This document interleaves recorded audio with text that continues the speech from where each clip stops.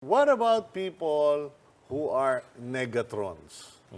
Okay, for those who are not familiar, these are no, that can't be done. No, we shouldn't do this. Oh, that's too expensive. They're just constantly negating Yeah. everything. Yeah. Are For they? for the negatrons, again, you go back to the conversation. But apart from that, is how is it now affecting the others on the team who are wanting to go for Yeah. projects, wanting to make the company better?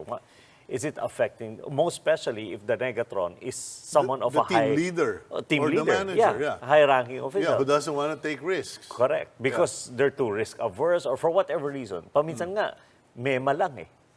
Makakontra lang eh. Ano yung ganon? Pag sa mga ganon, in bigger companies, one chance, second chance. Di ba? You have to go through the process eh. One chance, second chance, and then you're out. Because you can't have that in the team. Okay. You have productivity to look after, you have profitability, you have to, and if the year is not right for the organization, meaning environment, the market forces, the business environment wasn't doing well, Yeah. and then you have someone like that on the inside, oh my gosh. Yeah, but what's your take on that? If it's already Willard? severe and repetitive, no, then it, especially if it already now affects the teamwork and synergy in the company, then it may be considered as a serious attitude problem that may now be a ground for disciplinary sanctions because, of course, you can't outright terminate that employee for a single case.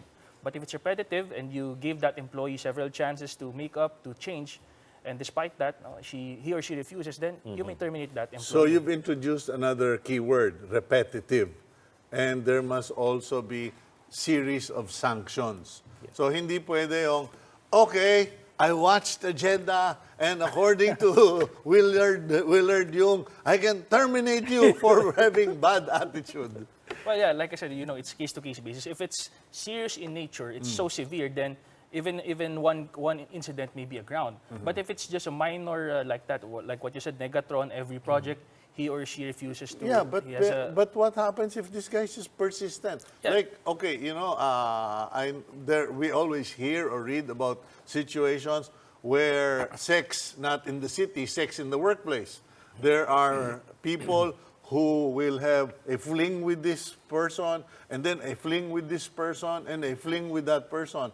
And they're already the talk, or he or she is already the talk of the workplace, and it's affecting morale, it's affecting, the chain of command and respect. What do you guys say about that? If that's Willard? the case, like what in your example, it already affects the synergy and the morale of the company. If that's the case, then the employer may do something about it. Not necessarily terminate the employee, but because termination is really the last choice. No? It's the last remedy in disciplining an employee. Now, prior to that, you can try to impose other sanctions, like maybe you can suspend the employee as a warning, you can verbally reprimand, or you may transfer that employee in other departments. If you have a big department, so as to prevent that employee from, like what you said, Are having the- relationships. Yeah, aside from going to the Supreme Court or going to Attorney Willard Yu, okay, what other solutions are there regarding attitude problem? Because my primary concern is, and I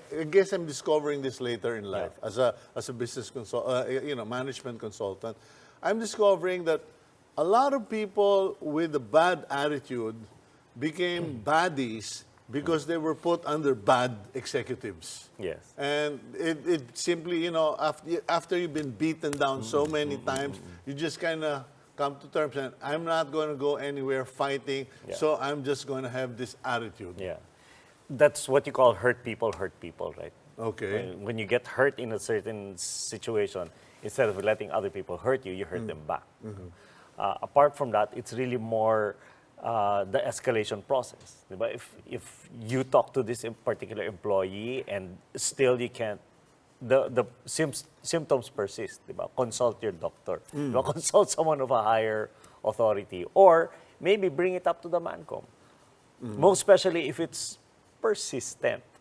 I think that's the key word. But like what attorney was saying, it cannot just be a one-off. No? Yeah. You have to establish behavioral patterns.